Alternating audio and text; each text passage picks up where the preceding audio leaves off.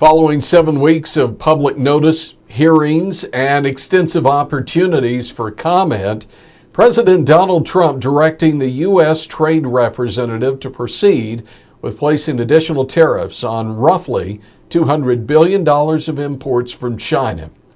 Now, the tariffs will take effect on September 24th and will be set at a level of 10% until the end of the year. On January 1st, the tariffs will rise to 25%.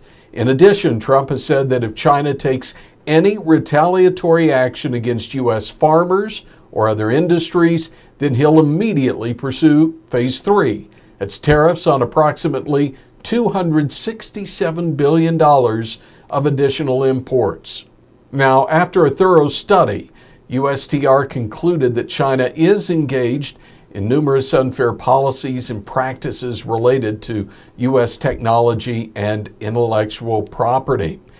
Now, on the Chinese side of this equation, one senior official said the country will not negotiate with a gun pointed to its head. Other officials now suggest that China will impose limits on the sale of parts and supplies needed by U.S. businesses using export restraints to threaten the supply chain.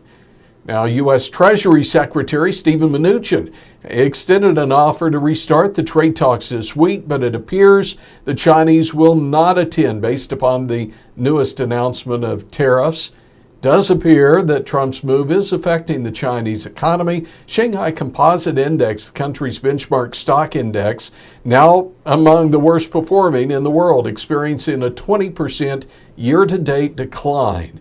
Technology-heavy Shenzhen Composite Index has been even worse, 27% decline in 2018 alone.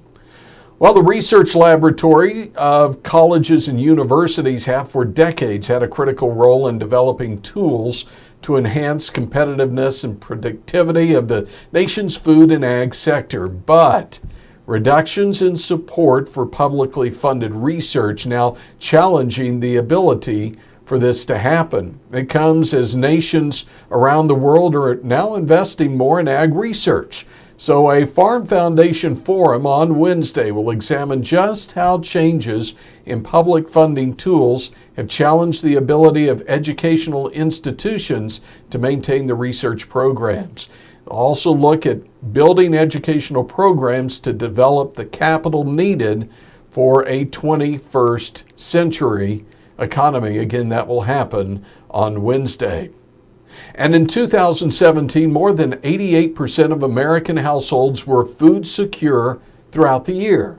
The remaining households, though, were food insecure. That means they had difficulty at some time during the year providing enough food for all of the members because of a lack of resources. According to the Economic Research Service at USDA, the decline in food insecurity prevalence from 2016 is statistically significant. Over a third of food insecure households experienced very low food security in 2017. It means that at times the food intake of one or more household members was reduced and their eating patterns disrupted because the household lacked money and other resources for food. So when looking at this very low food security, it's also significantly lower than in 2016 when it stood at just under 5% of all households. So a slight bit of good news. And with another Ag News update, I'm Tony St. James.